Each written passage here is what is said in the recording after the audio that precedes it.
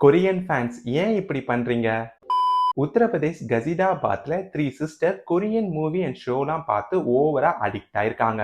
இன்ஸ்டாகிராம்ல கூட Maria, Alisa, சில்டின்னு இன்ஸ்டாகிராம் அக்கவுண்ட் ஓபன் பண்ணி அதுல கண்டினியூஸா கொரியன் ரிலேட்டட் ஷோ அண்ட் மூவிலாம் போஸ்ட் பண்ணிட்டு வந்திருக்காங்க. இதெல்லாம் பார்த்த அவங்க அப்பா அவங்க போனை வாங்கி வச்சுக்கிட்டு இந்த அக்கவுண்ட்ல டெலீட் பண்ணியிருக்காரு.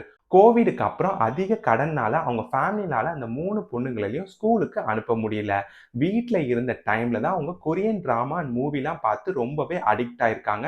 அடிக்ட் ஆனது மட்டும் இல்ல, கொரியாக்கு கூட்டிட்டு போகணும்னு கன்டினியூஸா அவங்க அப்பாவை டார்ச்சர் பண்ணியிருக்காங்க. அவங்க அப்பா இனிமே கொரியன் டிராமாலாம் பார்க்கக்கூடாதுன்னு சொல்லியிருக்காரு. அது மட்டும் இல்ல, அதிக கடன் சுமையினால மேரேஜ் பண்ணி வைக்கிறேன்னு சொல்லியிருக்காரு.